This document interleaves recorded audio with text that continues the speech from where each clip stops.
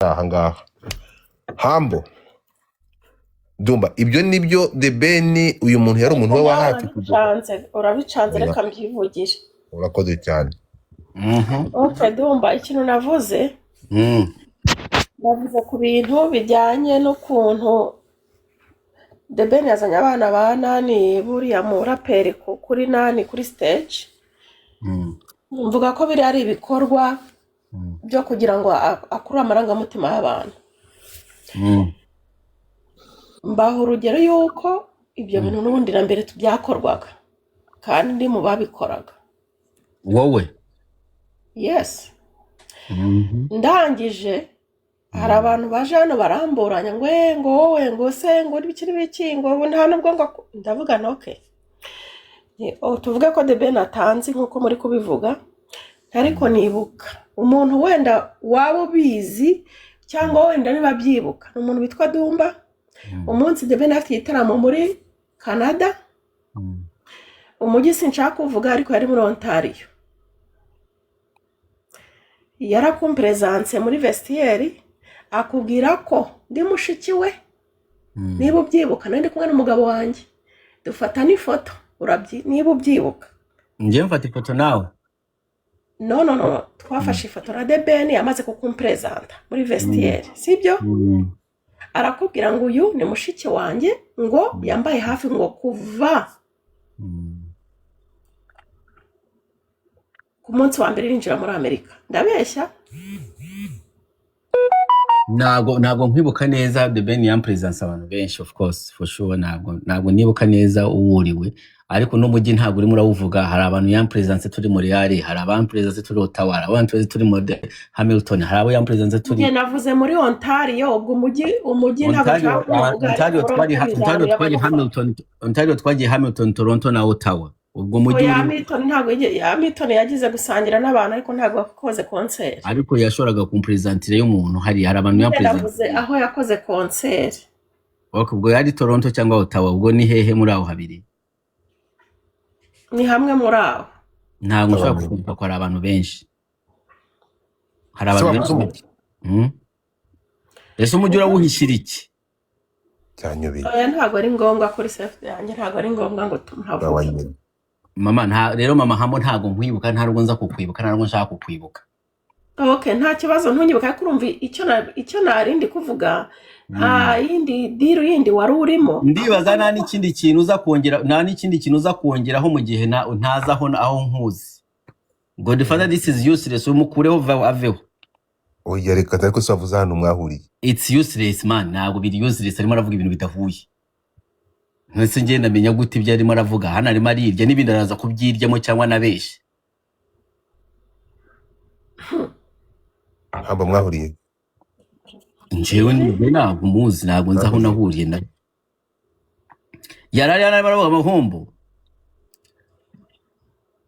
reka mbabarira nkubwira n'imyenda wari wambaye se tawa nyine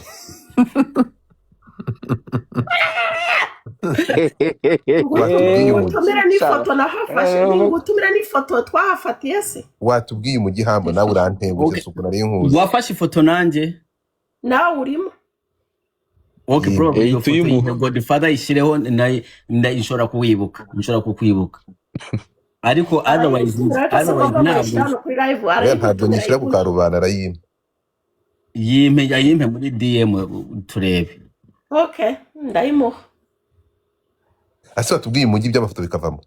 sinumva nakavuna n'ibintu birebire cyangwa komeze point ye twunyumve okay ngiye urumva icyo navugaga ntabwo nta bintu birebire icyo navugaga nuko barimo barampakanya ko ngewe na The Ben tutaziranye sibyo kumenya na The Ben gasi ibintu birenze abantu barabazi abantu benshi babazi Ben ntago uburyo ariko twavugaga abantu baziranye bwo boziranye nawe ushobora kubuzi kuziranye na The Ben ariko uko muziranye ndako tuzi ariko atari ko tuziranye ariko urumva icyo nandi ku point twavugagaho nuko abantu babandavuga ni okay Dumba yarahari kandi nibuka ko The Ben yamumpresence urumva ntago ashaka kumpresenta umuntu ku muntu bazanye warimo kumufasha ibintu ndi umuntu just like that urumva ibyo navugaga Okay, so ndumva nari nambaye bote z'umweru uranyibuka neza ubeshye kuko njye twaranavuganye nawe nyuma ndavuga nti ni wowe Dumba ni kuko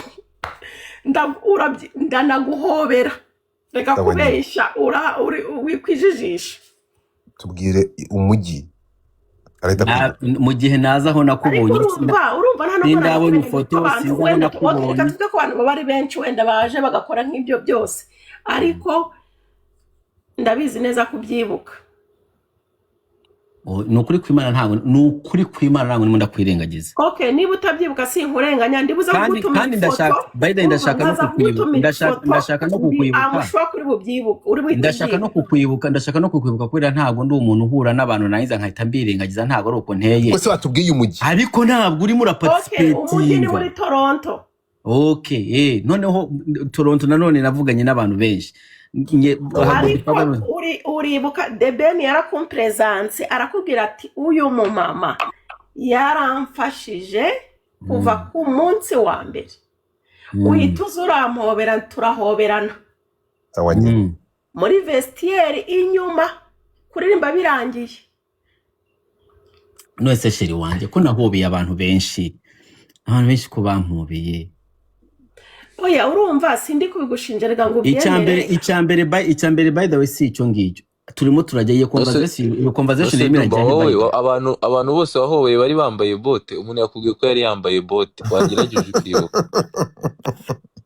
ntabwo narinze none se abantu bahobera bareba mu maguru wenda nakika ko abyibuka nuko The Ben yabimubwiye ahita avuga ngo ngo riri ubona ko nyine ubaye mpaka y'ibi bintu Dumba reka duce mpaka z'ibi bintu fungura nkwereke iki kiganiro kirimo kirajya Dumba mbere ufungure nkwereke mpite bicaye mpaka ifoto nayibonye mpite nyikira ufungure wawe nkwereke